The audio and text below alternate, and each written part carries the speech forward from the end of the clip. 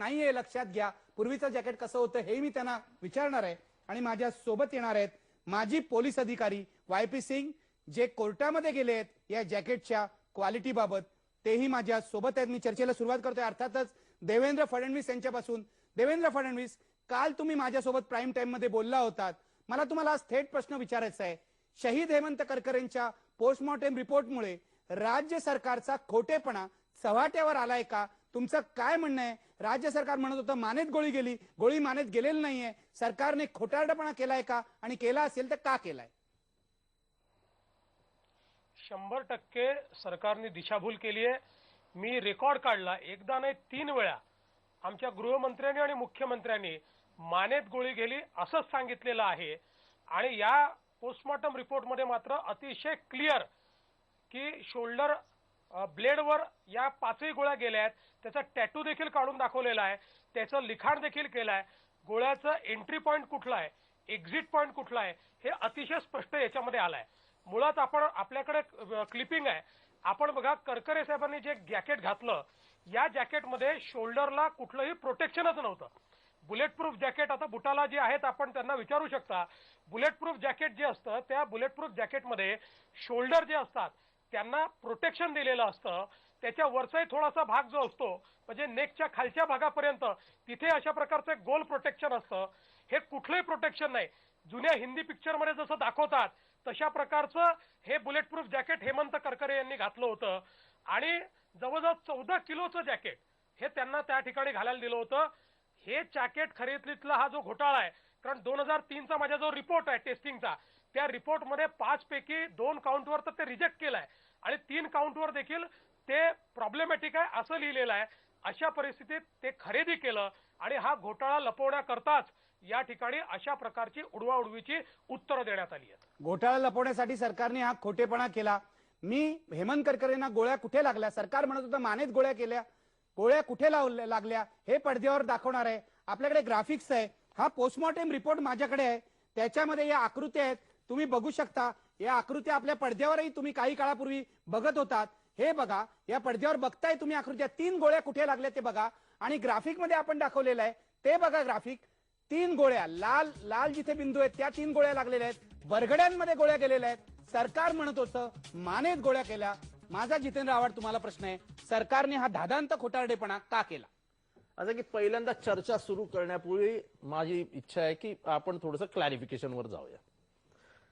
Jacket करकरेंचं आहे असं म्हणू नका.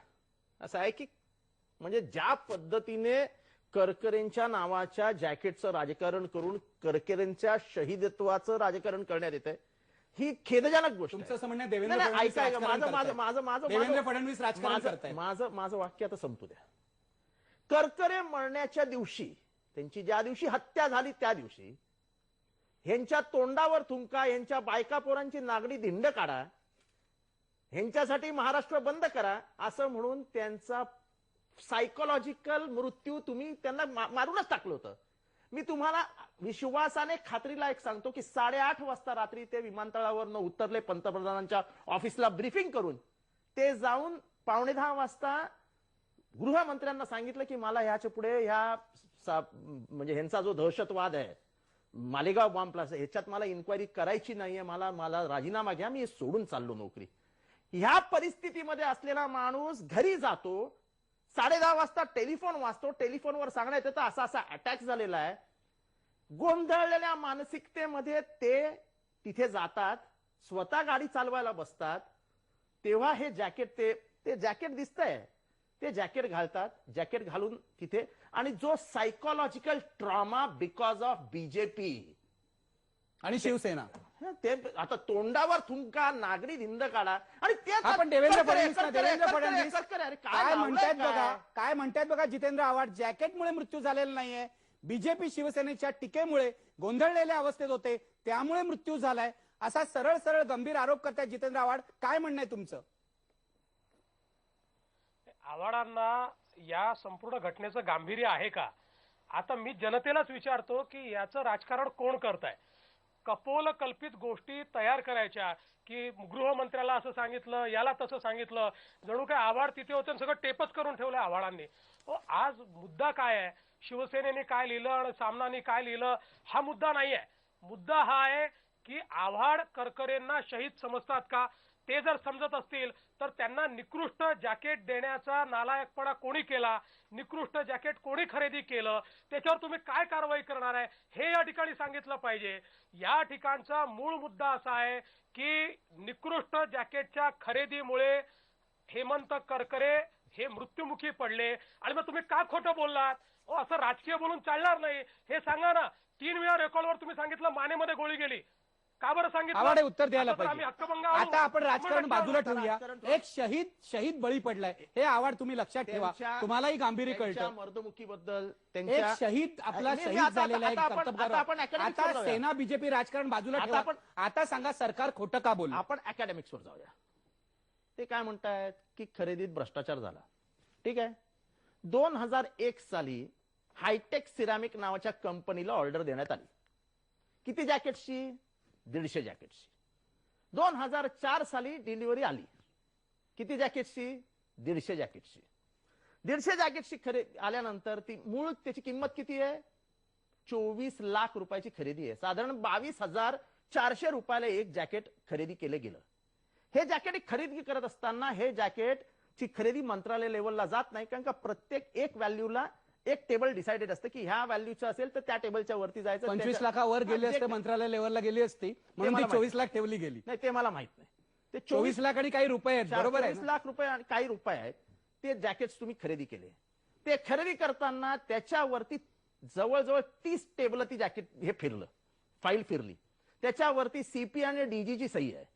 ठीक आहे. 24 लाख अमाऊंट. आता मला सांगा, 7, 8, 10 IPS ऑफिसरच्या सिग्नेचर 24 लाखाच्या फाईलीवर असतात. भ्रष्टाचार म्हणजे 24 लाखात किती खाणार आणि कोण खाणार? दुसरी गोष्ट, या जॅकेटचं टेस्टिंग करायला 4दा त्याचं टेस्टिंग झालं. 3 IPS ऑफिसर्सनी केलं. म्हणजे 12 ऑफिसर्सनी 4 वेळा 3च्या गटाने 4 वेळा याचं टेस्टिंग केलं. अच्छा, याची जी मूळ कल्पना होती या जॅकेटची की 2000 सालापर्यंत साधारण 97 ते 2000 वर्षापर्यंत जे काही मुंबईतलं गँगवॉर भडकलेलं होतं, त्या गँगवॉरचा मुकाबला करण्यासाठी क्राईम ब्रँचच्या ऑफिसर्सना हे जॅकेट द्यायला पाहिजे आणि त्याची मोबिलिटी चांगली असायला पाहिजे. रस्त्यावरनं धावताना गँगवॉरवाल्यांच्या मागे धावताना मोबिलिटी असायला पाहिजे आणि त्याच्यासाठी व्हायटल ऑर्गन्सची सेफ्टी ठेवण्यासाठी म्हणून ह्याच्यावरती प्लेट देऊन हे जॅकेट बांध. तुम्हाला ते करकरेंच्या म्हणजे करकरे साहेब जे घालतायत त्याच्यावर स्पष्ट दिसत आहे. तुमचं असं म्हणणं आहे की जॅकेटचा दर्जा चांगला होता? प्रश्नच नाही. जॅकेटचा दर्जा चांगला होता. 12 एक मिनिट, मी देवेंद्र फडणवीसकडे जाणार आहे, पण त्याआधी माझ्या सोबत आहेत कौस्तुभ बुटाला. कौस्तुभ बुटाला, तुम्ही राजकारणी नाही आहात, तुम्हाला मी राजकारणात ओढत नाही, तुम्ही जॅकेट एक्सपर्ट आहात. आपल्याकडे जॅकेट आहे, तुमच्याकडे चांगल्या दर्जाचं जॅकेट आहे, जरा आपल्या प्रेक्षकांना दाखवा चांगल्या दर्जाचं जॅकेट कसं असतं. पहिल्यांदा एक मी मुख्य मुद्दा सांगू इच्छितो की जॅकेटला 2 भाग असतात. एक हे बुलेट प्रूफ जॅकेट जे आहे तो एक भाग आहे. दुसरा भाग जो आहे तो त्याच्या आतली एक आर्मर प्लेट हा एक भाग आहे आणि हे दोन्ही वेगवेगळे घटक आहेत. आणि ही आर्मर प्लेट महत्वाची असते. ही आर्मर प्लेट जी असते ती ह्या दोन्ही गोष्टी महत्वाच्या आहेत, पण प्रत्येक गोष्टीचा त्यांनी जो रोल प्ले करायचा असतो ते दोन्ही वेगवेगळे रोल्स आहेत. ह्या जो प्लेटचा जो रोल असतो त्या प्लेटचा रोल असा असतो की शेवटी तुम्हाला हे जॅकेट फ्लेक्सिबल पाहिजे आणि ते तुम्ही घेऊन जाऊ शकता, वापरू शकता अशा दर्जाचं पाहिजे. तर हे जे जॅकेट आहे ते फ्लेक्सिबल केवलार नावाच्या मटेरियलचं आत बनलेलं असतं. वरती जे कापड आहे किंवा कुठलं रेक्झिन हा वेगळा गोष्ट आहे, आत त्याच्या केवलार म्हणून मटेरियल असतं आणि ह्या जे केवलारची स्ट्रेंथ असते त्याच्याप्रमाणे त्याचे दर्जे ठरलेले असतात. तर ह्यातलं जे केवलारचा आतला जो दर्जा आहे तो लेवल 3A हे प्रमाण मानलं जातं. लेवल 3A हे AK-47 पासून कुठलंही जॅकेट जगातलं आजही प्रोटेक्शन देऊ शकत नाही पूर्णपणे. पूर्णपणे नाही, पण अंशतः देऊ शकतं. औषधा प्रोटेक्शन असू शकतं की किती लांबून गोळी मारले, कुठून मारले, वेगवेगळ्या गोष्टींवरती आधारित. पण कुठलंही जॅकेट हे देऊ शकत नाही, आधीची नाहीत आणि नंतरची नाहीत. पण ही जी प्लेट असते ही मात्र लेवल 3 किंवा लेवल 4 ची असू शकते. लेवल 4 ची प्लेट आपण आता डिस्कशन नको करूया कारण तो आता. हे काय मटेरियल आहे? हे HDP मटेरियल आहे. अच्छा, HDP ची प्लेट लागते. HDP ची प्लेट लागते, त्यामुळे गोळीपासून संरक्षण होतं. त्यापासून AK-47 ची. आता हे उत्कृष्ट दर्जाचं जॅकेट आहे. या एका जॅकेटची किंमत काय? हे जॅकेट साधारण 26,000 रुपयाला मिळतं. हे तुम्ही चांगलं जॅकेट आणून आम्हाला दाखवलेलं आहे. हो. मला आता तुम्हाला साधा प्रश्न विचारायचा आहे. करकरे ठेवा बाजूला. तुम्ही फुटेजमध्ये आतापर्यंत अनेक वेळा फुटेज चालवलेले करकरे साहेब जॅकेट घालताना तुम्ही जे जॅकेट दाखवताय, ज्या प्रकारची प्लेट दाखवताय, तशा दर्जाचं जॅकेट, त्या क्वालिटीचं जॅकेट करकरे साहेबांनी घातलं होतं का? हे बघा की मी ते जॅकेट बघितलं नाही, पण मी काही मुद्दे जे मला जाणवतात ते सांगू शकतो. की पहिल्यांदा जे जिथं शोल्डर प्रोटेक्शन त्या जॅकेटला नाहीये, पण एकदम त्या विजिबल जॅकेटला नाहीये शोल्डर, म्हणजे shoulder जबल्यासारखं जॅकेट आहे. हा जबल्यासारखं ते जॅकेट जबल्याच्या शेपचं जॅकेट. आता ते तसं का गव्हर्नमेंटनी परचेस केलं की त्यावेळेची ती गँगवॉरची नीड असेल किंवा जे काय, त्याच्यावर मला भाष्य नाही करायचं.